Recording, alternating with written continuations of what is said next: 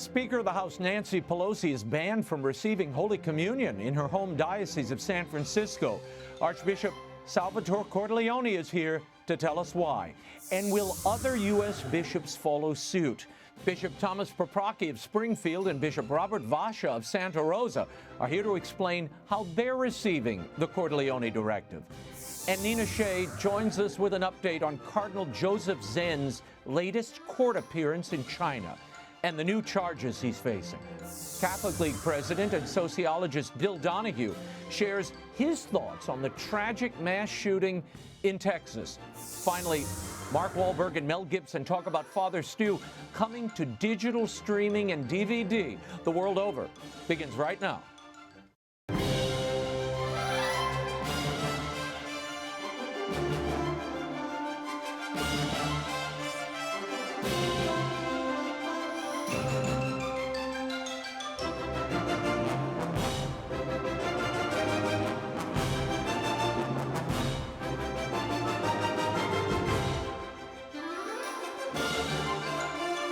Now, Raymond Arroyo. A warm welcome to all of you joining us in the United States and the world over. We have an important show for you tonight. If you'd like to comment, send me a tweet. I'm at Raymond Arroyo. Lots to cover this evening, but first some news. The United States Conference of Catholic Bishops is soliciting input from organizations and individuals, that means you, on the snappily titled Synod on Synodality. If you'd like your voice to be heard, visit usccb.org/synod. Click on Individual Synod Contributions. There you can submit your thoughts and suggestions on the fundamental question of the Synod. You can also comment on the 10 themes of that gathering and make suggestions on subjects you think should be covered. Let the bishops know what you think. The deadline is May 31st. Last Friday, House Speaker Nancy Pelosi was officially barred from receiving Holy Communion in her home diocese of San Francisco due to her very public stance on and promotion of abortion. Needless to say, that decision by her bishop has generated a firestorm of controversy all over the country. Here now with his thoughts on the matter is canon lawyer and the Archbishop of San Francisco, Salvatore Cordileone. Archbishop, thank you for being here. I want to jump right in. Have you spoken to Speaker Pelosi personally about her long-standing and well-publicized support of abortion? And what moved you to make this decision now? Yes, I have had conversations with her in the past, and this has been something I've been grappling with for many years now. And I was appreciative of the opportunities she did give me to speak with her in the past. But then after Texas passed Senate Bill 8, the so-called heartbeat bill, prohibiting abortion after detection of a fetal heartbeat, that's when she vowed to codify the Roe decision in federal law, essentially granting unfettered access to abortion for all 9 months of pregnancy. So it's really an extremist approach to the question. So I was very, very concerned, and I've always been concerned about the scandal being caused, and now all the more so. So I sent her a letter at that time and requesting to meet with her and pointing out the issues involved. Right after that, I launched the Rose and Rosary for Nancy campaign. The most important thing for us to do is to pray and fast in situations such as these. And I have a number of times had asked her to be able to meet to discuss this, and I haven't been able to do that. I sent her a letter in April, once again asking to meet, and in that letter I clearly delineated that she would need to repudiate this position or else refrain from taking communion and referring to herself as a devout Catholic. And she did that once again on May 4th in a public setting. So I once again contacted her office hoping to be able to meet with her because it was a direct violation of what I had asked. I thought I could not then step back at that point. So that's why it happened when it did. Archbishop, you know what your critics are saying, what's in much of the media, and they claim you are politicizing communion and politicizing the faith, wading into areas that really don't concern you or the church, your response would be what? I've been very clear all along that my motivation is pastoral. I cited the three principles Pope Francis enunciated in his Apostolic Constitution, Pastit Regem Dei, about the revised Book 6 of the Code of Canon Law of trying to address the injustice of the matter, to repair scandal, and to move the erring Catholic to the point of conversion. This is what has been motivating me all along. That's why I ask people around the country to pray and fast for her. But the other thing is, they don't say this about other issues where faith leaders were prominent leaders, such as the civil rights movement in the 1950s. Were they politicizing civil rights, or they just minded their own business and stay in church? We don't think about this, or the abolitionists of the mid-19th century. We don't apply that thinking to other issues. So what I really detect here is a failure to recognize just how evil this issue is. You wrote in your letter, a Catholic legislator, and this went to Pelosi prior to your public announcement of it, a Catholic legislator who supports procured abortion after knowing the teachings of the Church commits a manifestly grave sin, which is a cause of most serious scandal to others. Therefore, universal church law provides that such persons are not to be admitted to Holy Communion. You are not to present yourself for Holy Communion, and should you do so, you are not to be admitted to Holy Communion until such time as you publicly repudiate your advocacy for the legitimacy of abortion and confess and receive absolution of this grave sin in the sacrament of penance. Have you received any response from Nancy Pelosi? Or is the fact that she presented herself to communion in Washington, D.C. after your commentary, is that her response? I have not seen a response, and I don't know, to the second question, I don't interpret it as a response. I would like to underscore how unpleasant this is for me. This is not something that I wanted to do, and I knew people were going to berate me for doing this and would not believe me when I say I'm not politically motivated. I'm interested in advocating for justice and for her own spiritual good. That's my primary motivation. So it's something that's unpleasant. I'm certainly not relishing doing this, but I was following the advice that then Cardinal Ratzinger gave the U.S. bishops in 2004 about having these conversations, try to help the politician understand. He mentioned specifically the issues of abortion and euthanasia. And if that proves fruitless, then the pastor, he used the word pastor, meaning pastor of souls, is to declare that they're not to be admitted to Holy Communion. So I followed the guidance that we bishops were given in these matters. I remember years and years ago, back in 2004, 2005, having a conversation with then Cardinal Ratzinger about this, and he saw this as an act of mercy to alert these public officials that their souls were imperiled because of their public pronouncements or public advocacy. Now, in an interview with MSNBC's Morning Joe, Speaker Pelosi was asked about being barred from communion, and she dropped this. Please listen. I wonder about the death penalty, which I am opposed to. So is the church, but they take no action against people who may not share their view. So we just have to be prayerful. We have to be respectful. I come from a largely pro-life Italian-American Catholic family, so I respect people's views about that, but I don't respect us foisting it on to others. Now, our Archbishop has been vehemently against LGBTQ rights too. In fact, he led the way in some of the initiatives on an initiative on the ballot in California. So this decision taking us to privacy and precedent is very dangerous in the lives of so many of the American people. Archbishop, your reaction to that taking us, I don't quite understand the construction here, but that you're taking us from privacy and precedent is dangerous to the American people. First of all, do you know what she means there, and your reaction? What I interpret her to mean is that this principle can be applied to other issues. What perplexes me is that I'm often, I mean, she's not unique, I'm often accused of being ultra-conservative. And it's really because of these two issues of the life issue, life in the womb, and the conjugal meaning of marriage. These are two issues with which she and so many others of her generation have agreed with me on. Back when she was a young lady, and the people of her generation were young, and nobody had a concept that marriage could be other than a man and a woman. The controversy was interracial marriage, but not that you needed a man and a woman to make a marriage.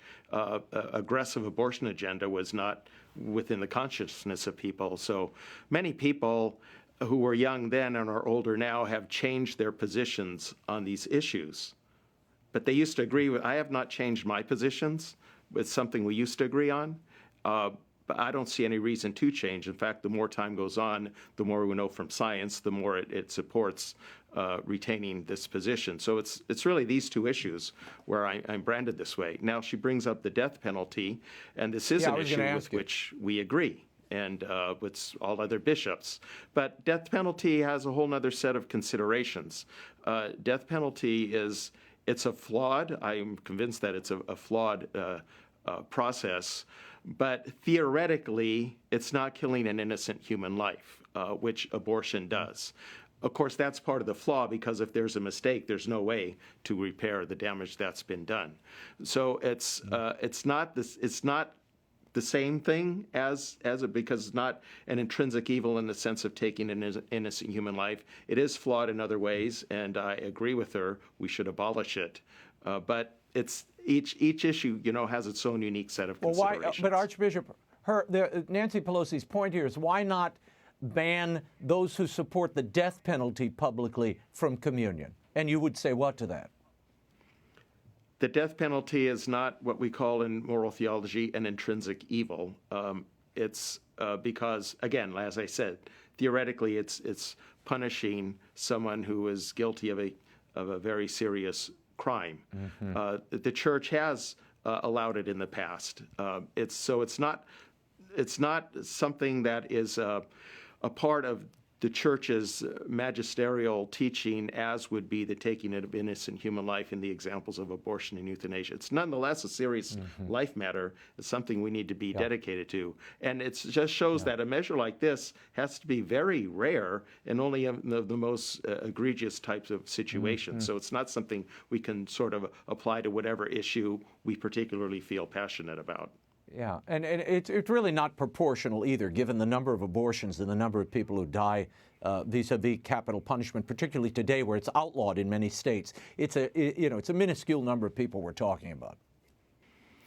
Yes, nonetheless, lives are being lost to it. But if you look at it surely from a numbers perspective, that's true. But I don't think it can be limited to that.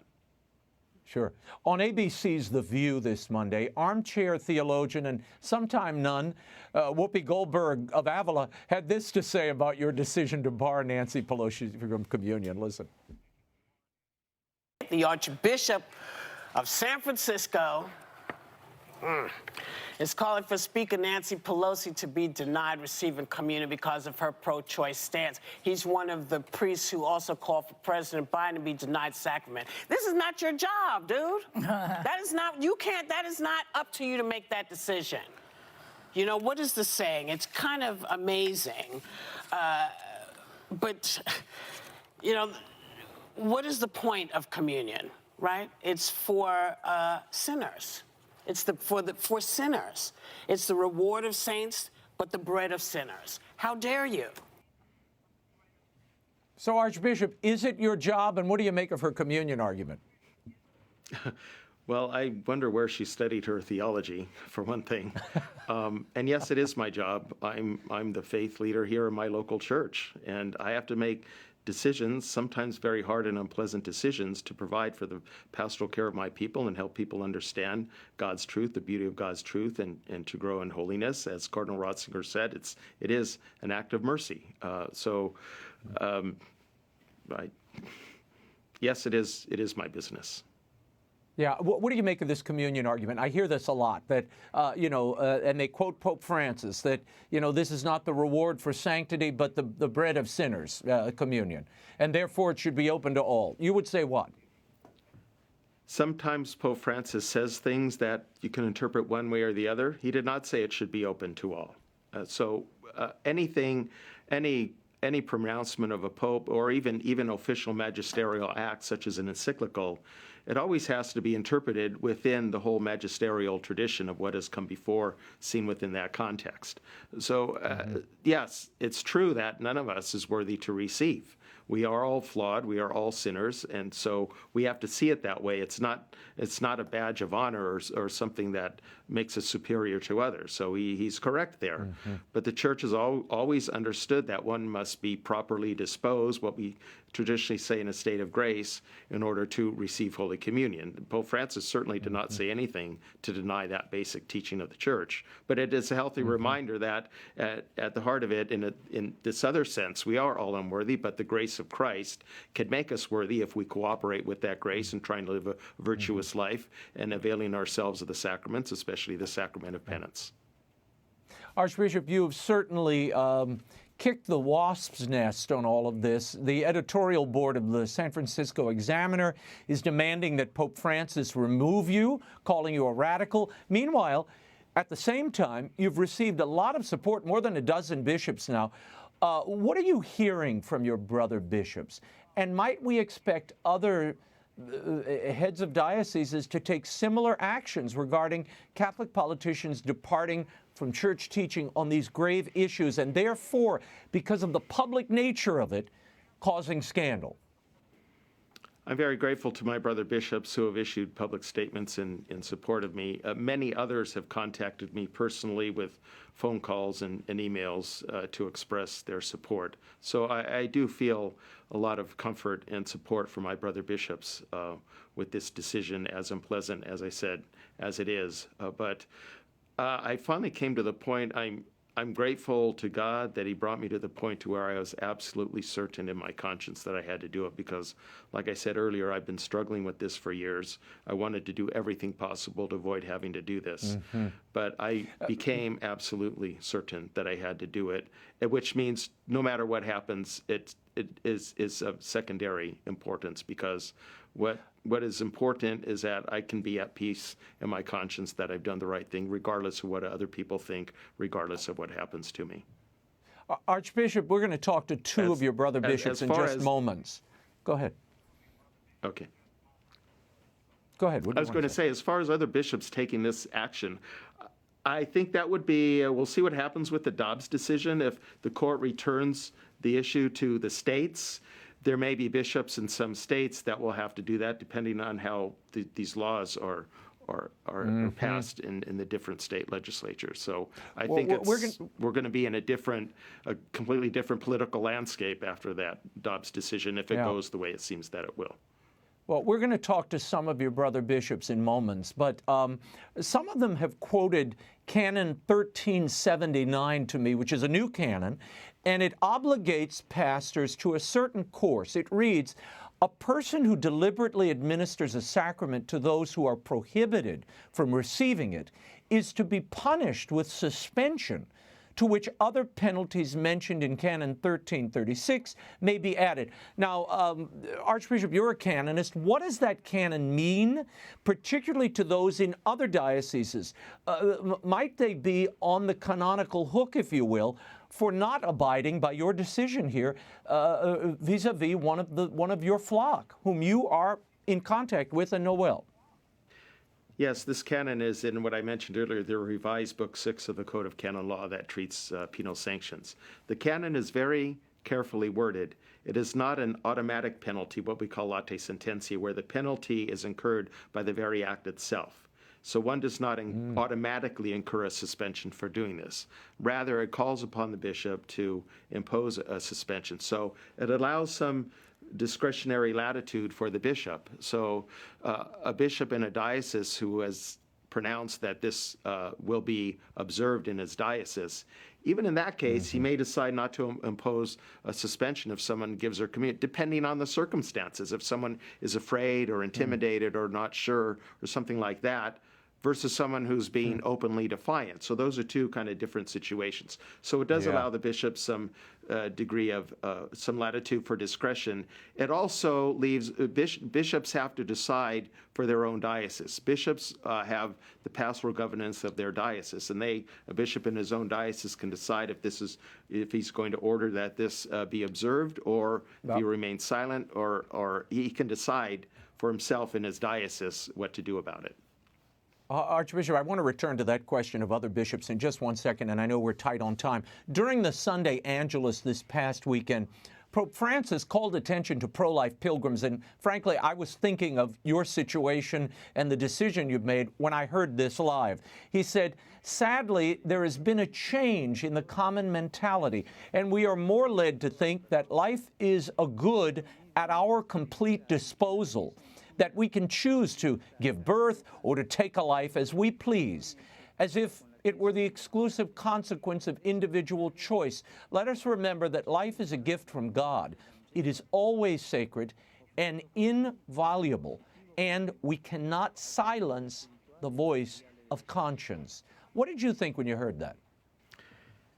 Pope Francis is true to form. He's been a very vocal advocate for life in every stage and condition, including life in the womb. There are some people who would like to portray him as sort of downplaying the seriousness of this issue, but he has never done that. It's part of what he refers to as the throwaway culture, right? This is very much along the line of his thinking, what he says here about this throwaway culture, where we demean and dispose of human life that might seem inconvenient to us. So he's perfectly consistent in his teaching here.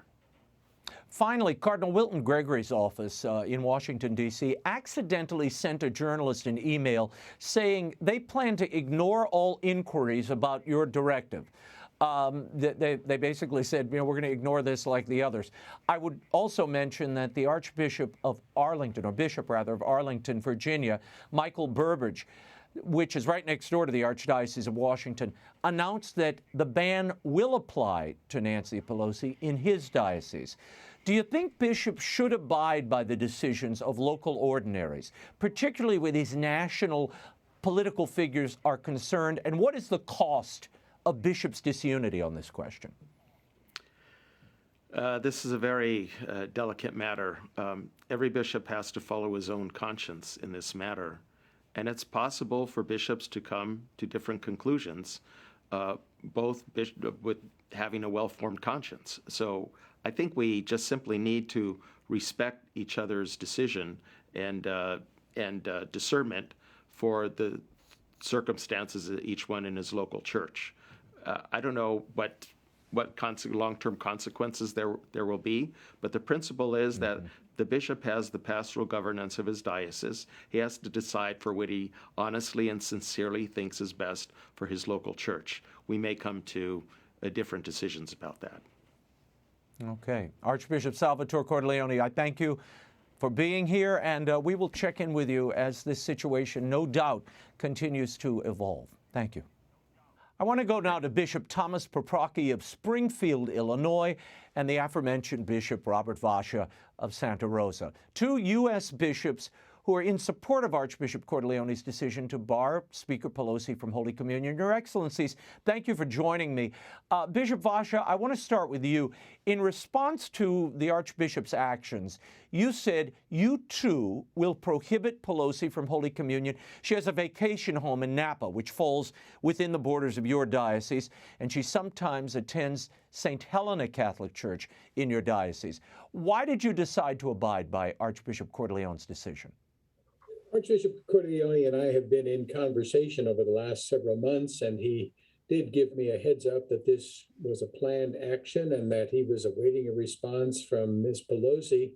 And so when he issued the prohibition, I simply made it clear to him that I would support that, and that in my view as a canonist, the prohibition is personal to her, and it would be an act of disrespect on my part to the Archbishop to simply say, I will not observe this prohibition in my diocese. I have tremendous respect for the Archbishop, think that he did the right and correct thing in this matter, and it would be disingenuous for me to simply say I'm going to ignore the prohibition, because I think it is necessary. And I've received, as has the Archbishop, any number of positive emails and notes and letters from people thanking me for making the statement that I would observe this prohibition. Bishop PAPROCKI, you have taken similar measures to those of Archbishop Cordileone, barring pro-choice Catholic Senator Dick Durbin from receiving communion in your diocese. During a press conference on Wednesday, Senator Durbin had this to say regarding the Cordileone decision. Listen. I still believe that the authorities in the church believe that we have issues that can only be decided by our own conscience and not by some bishop's conscience. Bishop PAPROCKI, how would you answer that? Well, I'd say he has a mistaken understanding of conscience. Conscience, the word conscience comes from two words. Con in Latin means cum, which is with, and science is to think. So it's who are you thinking with? And so the bishops have an obligation to teach what the Catholic faith teaches, and asks that the Catholic faithful abide by that. And so if Dick Durbin, Senator Durbin, wants to follow somebody else, well, then he's following his conscience, but he's not thinking with the church. And so to follow your conscience is to say, who are you thinking with? Are you thinking with Hollywood? Are you thinking with the secular culture? Or are you thinking with the Catholic Church? And if you want to think with the Catholic Church, then you can't be pro-abortion. Bishop VASA, some argue that this decision by Archbishop Cordileone pits bishops against one another and weakens the church. Why is consistency and respect for an ordinary's decision important? And is a national standard necessary here?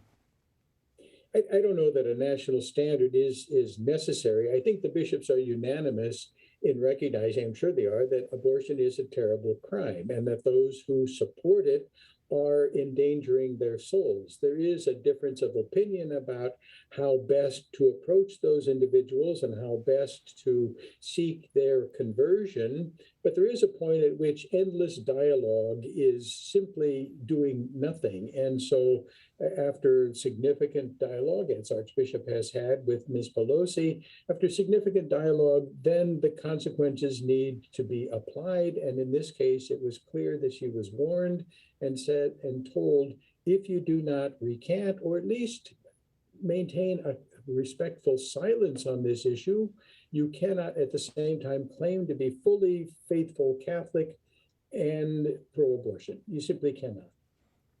Bishop PAPROCKI, the same charges and media coverage that we're seeing now thrown at Archbishop Cordileone, that was applied to you when you first, issued your warning to Senator Durbin. There is this notion that somehow you're wading into politics or you're trying to use the church to create a political outcome. Why is that thinking flawed and the focus of it? Well, it's flawed because I believe that I and Archbishop Cordileone and all the other bishops, we would be taking the same position regardless of the pro-abortion politicians' party. You know, there are pro-abortion Republicans. It's my understanding that Senator Collins of Maine, who's Catholic, and Senator Murkowski of Alaska, they have proposed some legislation that would somehow try to codify Roe versus Wade. They're Republicans. So I think that the question is not a political one. It's a question of the bishops trying to advocate what the church teaches in terms of respect for all human life from conception to natural death. I'm going to ask you what I asked Bishop VASA a moment ago. Is a national policy needed, or at least the bishops agreeing that they will abide by, no matter where that individual travels, particularly a national political figure, that they will abide by the decisions of an ordinary? Well, in a sense, we already have a national policy. We have the Code of Canon Law, which is international, that governs the entire universal church. And Canon 915 is what's at issue here. And just last year, our United States Conference of Catholic Bishops issued a document on Eucharistic coherence. The teaching is clear. The question is, how is it applied? And in that regard, it's not up to the United States Conference of Catholic Bishops to enforce these teachings. The USCCB is not a governing body. that pertains to each local bishop. And so a bishop has to make that determination in his own diocese. But I would underscore what Bishop VASA said earlier, that I think it's important for us bishops to respect the decisions made of our brother bishops, because after all, Archbishop Cordileone is Speaker Pelosi's bishop, and he's the one that's been in conversation with her, has attempted to have conversation with her. And if he says as her pastor that she is not to receive Holy Communion, then I think as a brother bishop, I should respect that. And I will hope that all of our brother bishops would respect that as well. Bishop Thomas PAPROCKI, Bishop Robert VASA, thank you both for being here. You're welcome. Thank you, Raymond. You're welcome. On Tuesday, the former Bishop of Hong Kong, Joseph Cardinal Zen, appeared in a Hong Kong court and faced new charges. Joining me with an update on his situation is Director of the Center for Religious Freedom at the Hudson Institute, Nina Shea. Nina, Cardinal Zen was originally arrested for conspiracy to collude with foreign forces, a charge that under that sweeping national security law carries a life sentence. But now he and 4 other former trustees of this nonprofit relief fund, when they appeared in court on Tuesday, were charged with failing to register the fund with police as, quote, a society. Apparently, that offense can incur a fine of up to $1,200 for the first conviction. Cardinal Zen pled not guilty. What do you make of the additional charge here? Well, Raymond, it's not a change, it's an addition. So there are 2 charges against the Cardinal, and he will face a more serious national security law charge later this year. So he will go back to court for the fine back in September. There's going to be a trial on that one. And then there'll be maybe a life sentence coming for the other charge later. The whole thing is concocted. It's a threat to the Catholic Church at large, to Christians at large in China and Hong Kong, especially in Hong Kong. His arrest signals the end of religious freedom in Hong Kong, which has been largely free for the churches until now. And it signals that no one will be exempt. Not even a 90-year-old emeritus bishop will be exempt from conformity to the CPC, to the Chinese Communist Party, to submit to their rule. And, he has been an internationally known dissident on the world stage, perhaps the most well-known still in China and still dissenting, which he's still doing. Yeah. And he was the one giving prayers for the church in China on May 24th, the Feast of Mary, Help of Christians. The others in his own diocese were not. The other churches were too afraid to do this. They're too afraid now to even have their commemoration in June for the Tiananmen Square massacre, as they've done every year since '89. They are intimidated.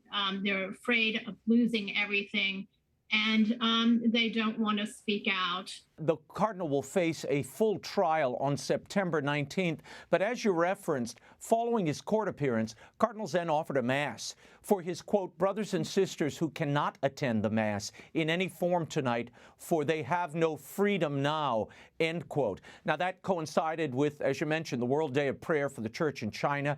Zen was critical of that Vatican-China deal and told the gathering of about 300 people in a small neighborhood church, quote, there is an urge to unify those above the ground and those underground, but it seems that time is not ripe yet. The Vatican may have acted out of good faith, but they have made an unwise decision. How do you think those words resonate for the people of Hong Kong as well as those in the Vatican? Well, I think that it inspires them in Hong Kong that he has not lost his courage, that he stands for principle. He has not lost his moral compass. The Vatican was afraid to mention his name. They did not. The Pope prayed for China, Christians in China on that day as well, but did not mention Cardinal Zen's name. They're not offering any legal help to him, or they're not giving any legal help. And so I think that they're preoccupied with this agreement of renewing it. That's what the Vatican has said. Cardinal Parolin has said that he wants to hope it doesn't interfere with that, this arrest. And he doesn't want it to discourage or disavow the dialogue either. He thinks Right. the dialogue with this diabolical regime is the most important thing. And it's not clear to me what they have gotten out of it. I know they've lost some moral, some moral currency, actually, for not speaking out. For all the bishops and priests and others in political prisoners in China today. Cardinal Zen is the only Catholic cardinal in the world today facing a political trial. And they're not saying anything. They're self-censoring their own prayers in Hong Kong now. So it's, I think their priorities are wrong. I don't think they're getting anything out of the deal. Others have been very critical. Cardinal Zen thinks it's a terrible deal because it will kill the underground. Yeah, well, he said martyrdom is part of the church, and it seems things are headed in that direction. Certainly I encourage everybody, and I know they have been praying for Cardinal Zen and all of the faithful in China who are undergoing such terrible persecution, death, and conscription in their everyday lives. Finally, on Tuesday, Nina, thousands of leaked photographs and documents shedding light on the human toll of the CCP treatment of Uyghur Muslims in Xinjiang were published by the BBC and other media outlets. Now, this happened just as the UN High Commissioner for Human Rights visits cities in the region. The photos and the documents date back to 2018, and they include thousands of mugshots, including children as young as 14, and detail a shoot-to-kill policy for people who try to escape. The CCP is accused of detaining more than 1 million Uyghurs and other Muslim minorities, putting them through re-education programs, forced labor, coerced sterilization, a genocide, according to the United States and other Western countries. Now that we've seen these photos and the documents, what should the U.S. response be? And you heard from Anthony Blinken this week saying we're going to walk side by side with China and continue to compete and let it be part of the world community. Yes, well, those photographs were extremely moving. I was on a call with some Uyghur activists looking at them. They were in tears. They recognized their relatives, a grandmother, a cousin in those pictures. And we know now, it's completely confirmed that these are not vocational training camps, as the Chinese Communist Party have maintained. Right. That these are concentration camps. There are photos of police handcuffing them, locking them up, guarding them, surveilling them. Those people should be identified and sanctioned. The top leaders of those camps in that region should be identified and sanctioned by the United States government. We certainly should be pulling back our investments and trade in that country because it's being used by a regime that's fundamentally evil. On Tuesday, China's ambassador to the UK tweeted, quote, "Such a shame for BBC to carry the fabricated story about so-called detention camps. Pathetic for the media in cahoots with the notorious rumor monger to once again spread disinformation about Xinjiang." Does the CCP think it can spin this story this way, Nina? Well, it wants to control the narrative around the world, not just in China. Of course, they go to the trouble of apprehending Uyghur Muslims who are dissidents in the West and around the world and bringing them back to China to punish them. There were 5 Chinese agents of the CCP here in the United States just this month indicted for spying and harassing American citizens who were of Chinese extraction. So they go to great lengths to hide this, to control the narrative. And their ambassadors are called wolf warriors because they come out with the most preposterous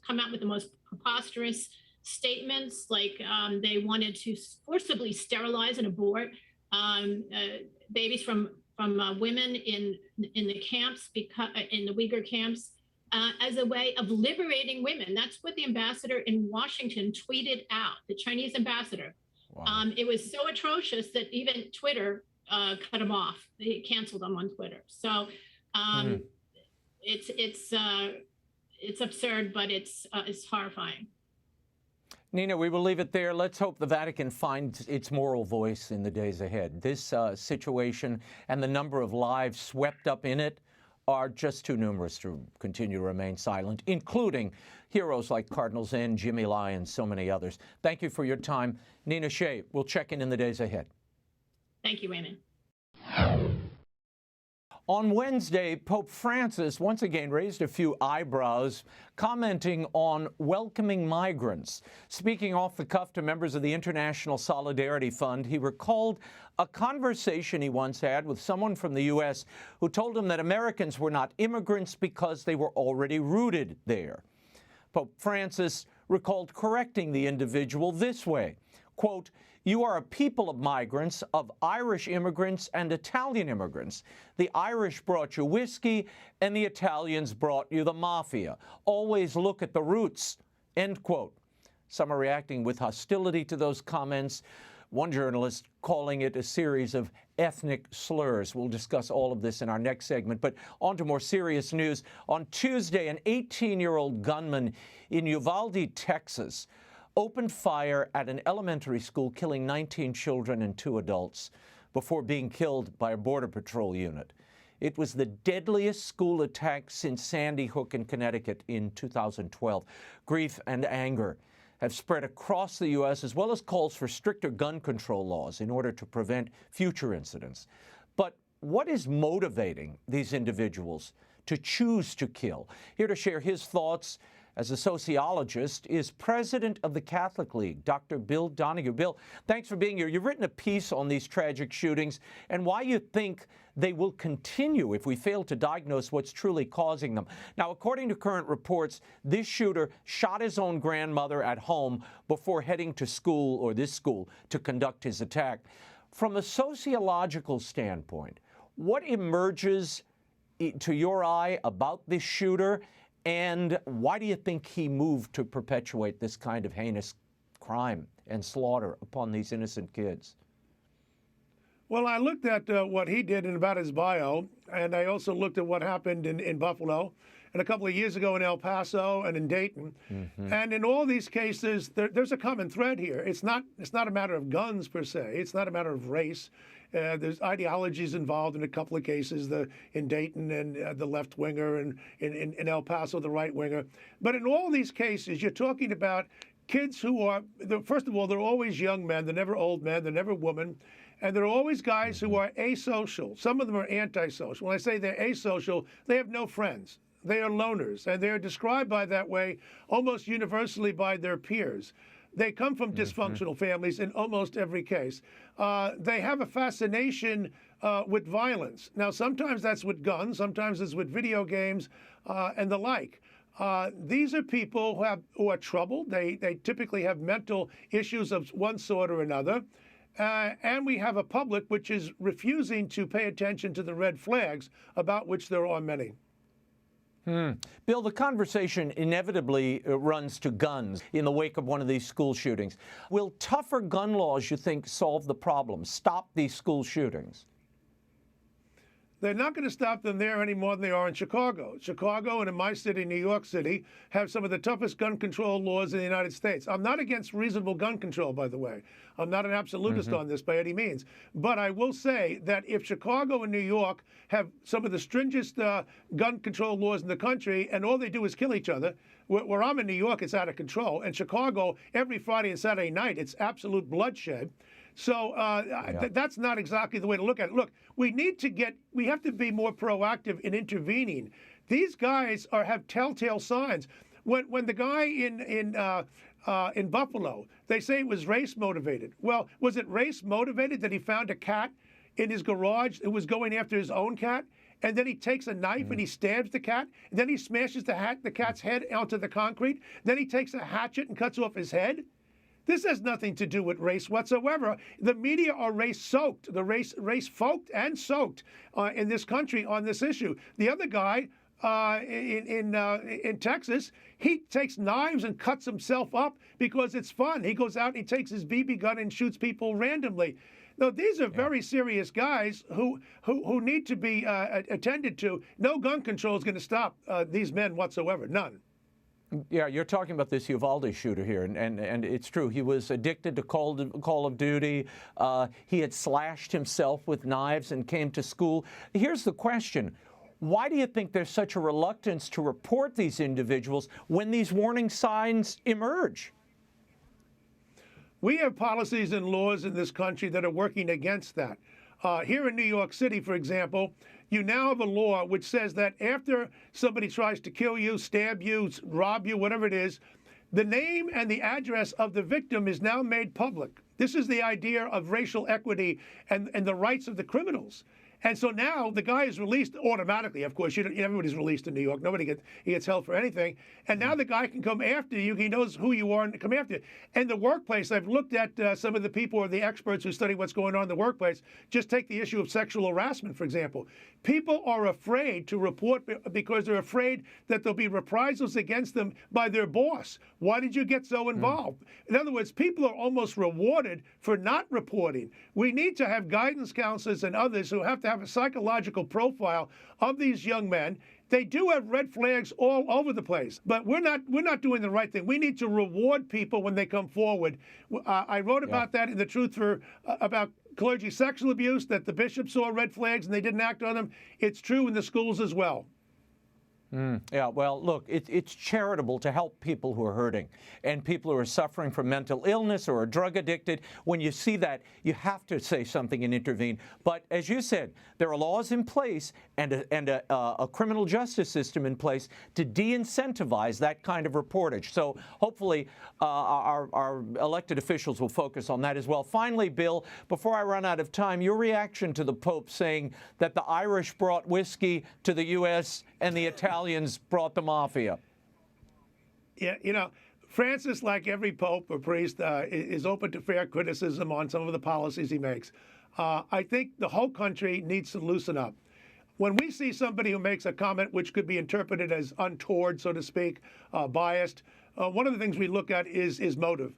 I'm sure that the Pope, he's well up in his years, mid-80s. I'm sure he meant no harm whatsoever. People should take a deep breath and give him a pass.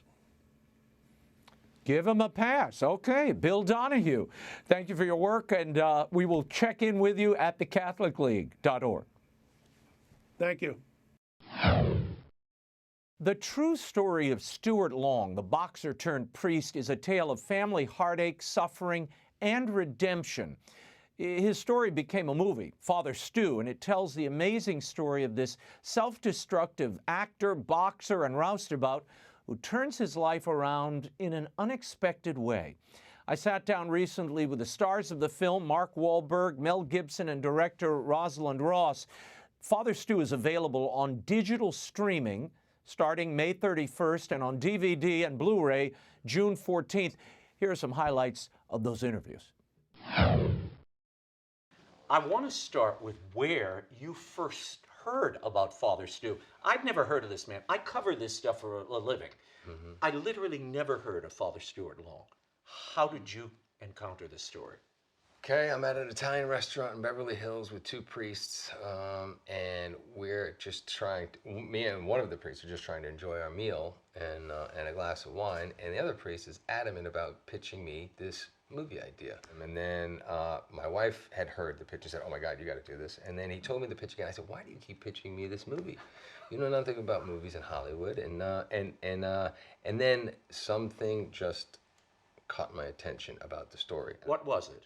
What was the one thing that you went, I have to do this? This is in what, 2016? Yeah, maybe 2016, 2015. It's been about 6 years in the making. I don't remember exactly what it was, but I just said start from the beginning. And then when I started to hear the story, you know, it's like everything happens for a reason.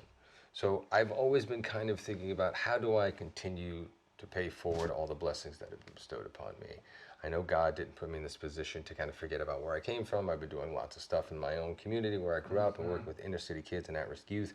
But, he doesn't give you the gifts and the talents until it's time to utilize them the right way and for him and not for yourself. So I've always been kind of saying, okay, what is my mission? What is my purpose? And planting this seed, letting it blossom, and then utilizing that to continue to spread his word. You financed this movie yourself as well. This was not easy to make. It's not like the studios were yapping to get the Father Stu story. Yes, I broke the cardinal rule. You never put your own money into a film. But I didn't even really go out to a lot of people.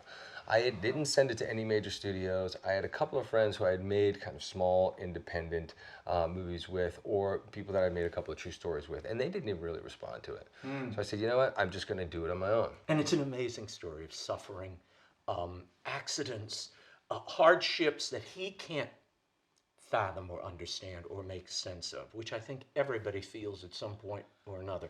Yeah, but then he ultimately embraced those things, and that's what God gives me so much hope and so much understanding, because you know, death is inevitable, you know, sickness, all of those things are inevitable. We're going to face those, but how you face those things, and how Stu was able to embrace those things, and as his physicality started to deteriorate, his spirituality just soared.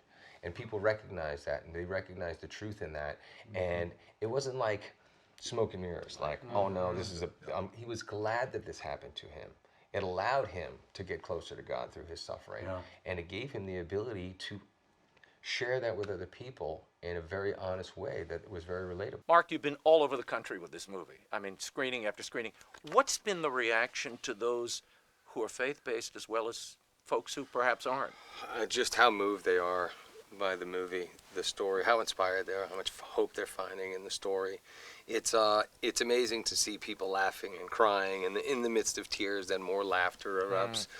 You know, I haven't been in the theater for a long time, and for the first time in, you know, over 2 years, to see it with a full audience and see the reaction was incredible. It made all the risk worth it, for sure. Rose, you directed this movie. You're not Catholic, but I have to tell you, this may be one of the most Catholic contemporary movies anybody's likely to see. How did you find that that understanding of suffering, and how at times the pain and the suffering in life can lead you to your ultimate destination, to what God intends for you? Father Stu was the living embodiment of grace and strength in suffering. And, you know, you hear it from anybody whose life he touched, that he was incredibly grateful for what afflicted him, and had such sort of dignity and strength in it. His life is such a beautiful example of humility, you know, of you've got this guy who was a fighter, who fought everybody, you know, an opponent in a ring, a guy in a bar. He fought the hand that was dealt to him in life. He fought for his father's approval, and it wasn't until he found God that he realized he could surrender a bit, you know. And I think he learned that staying in the fight on your feet isn't always as effective as getting on your knees and admitting that you can't do it alone. Mel, tell me about working on this role. Bill is part of, really, it's his story as well. This broken man leaves his family, his son he wants nothing to do with, and then they rediscover each other and he finds his role. What drew you to the role as Rosie wrote it? You know, I mean, I've got 7 sons, right?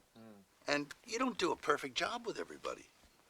And, you know, I've had to do that makeup stuff where you go by and you go back and do another flyby and try and, you know, write things that maybe weren't perfect and talk about stuff.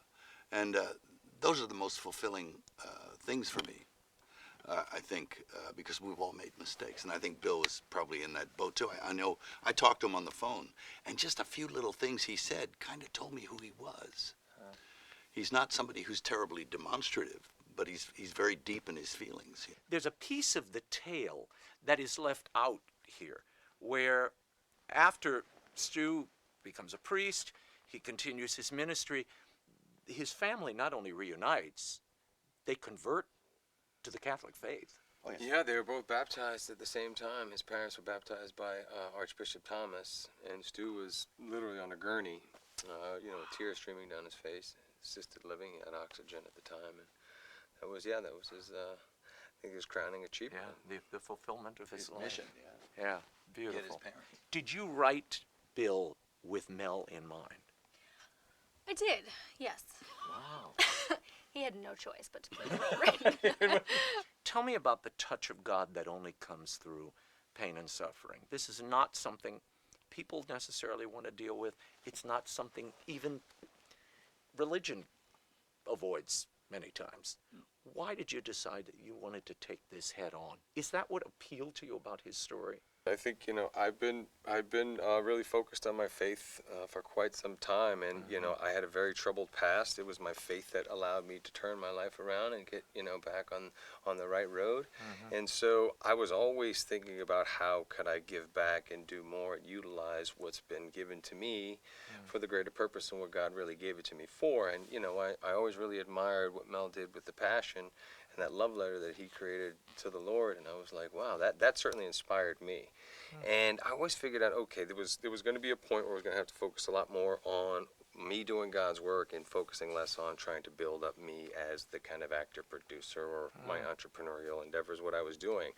And so this thing just kind of came to me. You know, it was the same thing about getting involved in church more and being a participant as opposed to being a spectator. Starting even little things like doing the collection and then hosting the Festival of Families. And like, these are things that I always felt uncomfortable being a part of, but I knew I should be doing more.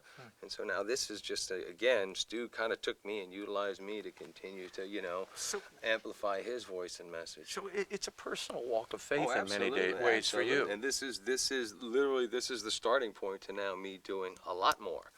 So yeah, and you don't put it out there and then just say, oh well, I'll get to it next time, or I got these other 3 movies I don't want to do, then I'll do it. I mean, I'm putting myself out there. I'm making sure that I continue to do good stuff. Well, I'll leave it there. It is a gift, as you said. It is a gift to I think viewers and certainly me. It was extremely moving, and I think it touches people in ways they don't expect. Congratulations. Yeah. Thank you. Father Stu, starring Mark Wahlberg and Mel Gibson, is available on digital streaming platforms May 31st and DVD and Blu-ray on June 14th. That is all the time we have for now. Be sure to catch us next week. Until then, we'll be scouting the world over for all that is seen and unseen. On behalf of the staff and crew of EWTN News, thanks for watching. I'm Raymond Arroyo. Bye now.